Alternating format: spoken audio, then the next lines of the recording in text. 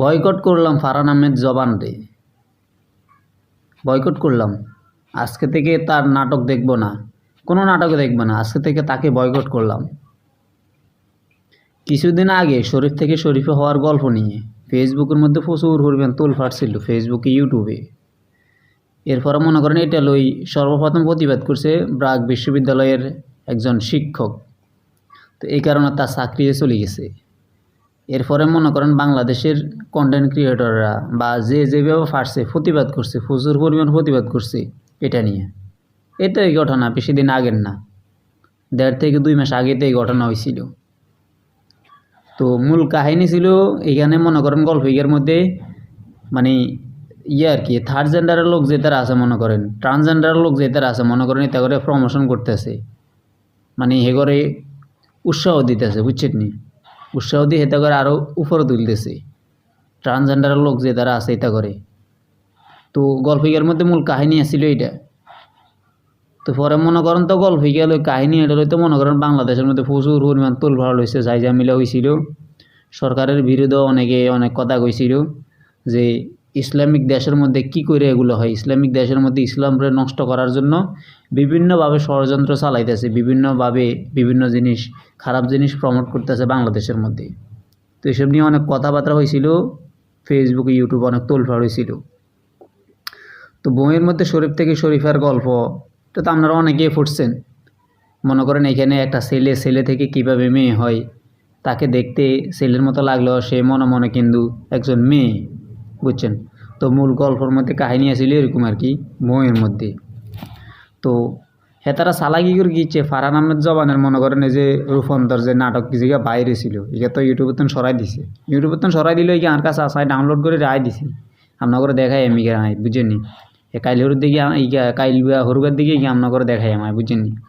তো যাই হোক, রূপান্তর নাটকিকের মধ্যে মনে করেন যে কাহিনী আসিল সেম শরীফ থেকে শরীফে হওয়ার গল্পের মতো সেম। মনে করেন ওইখানে বইয়ের মধ্যে আমরা লেখা পড়ছিলাম শরীফ থেকে শরীফের গল্প, বইয়ের মধ্যে লেখা পড়ছিলাম। আর এই নাটকের মধ্যে কী করছে, এরা ভিডিও আকার এটারে তৈরি করে এলা দিছে। মনে করেন সেম শরীফ থেকে শরীফে হওয়ার গল্প, সেম গল্পরে তারা এগুলো ভিডিও আকারে তৈরি করে ইগারে নাটক কই চালাই দিছে ইউটিউবের মধ্যে, ফেসবুকের মধ্যে, বুঝছেন নি? তো এটা মনে করেন সারানোর লগতে মানুষ শুরু করছে, তোলফাড় শুরু হয়ে গেছে ওই ফেসবুকে ইউটিউবের মধ্যে। এরপরে মনে করেন কিছুক্ষণ হর দিয়ে তারা নাটককে কী করছে, ডিলিট করে এলা দিছে ইউটিউবের তন।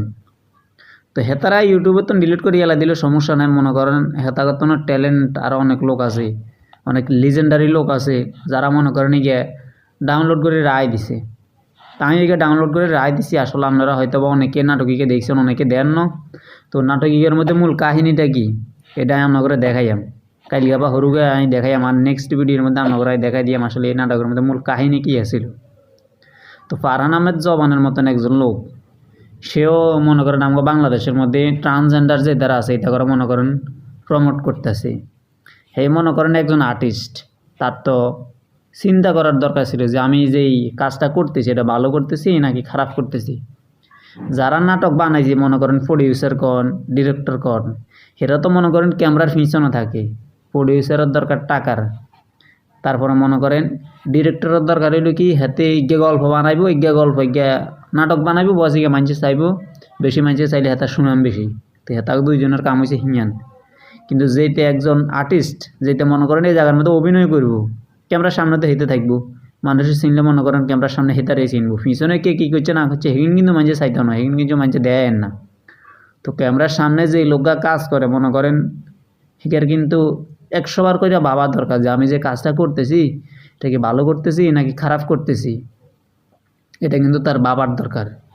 কিন্তু ফারহান আহমেদ জবানে কিচ্ছে হিয়ান না ভাবি মনে করেন হেতাও কী করছে, বাংলাদেশের মধ্যে ইসলামিক দেশের মধ্যে যে দেশের মধ্যে মনে করেন 95% হয়েছে মুসলমান, 5% হয়েছে মনে করেন হিন্দু বৌদ্ধ খ্রিস্টান অন্য এখানে মিলে হয়েছে 5%।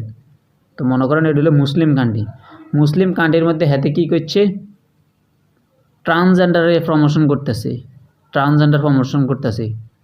তো আজকে তো ধরি মনে করেন ভবিষ্যতে ফারহান আহমেদ জবানের যত নাটক বার হইব কোনো নাটকে চাইতার না, কোনো নাটক চাইতার না।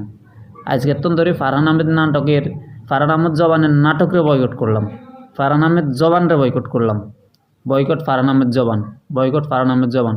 বয়কট করলাম, আজকে থেকে আর তার নাটক আর দেখবোই না কখনো।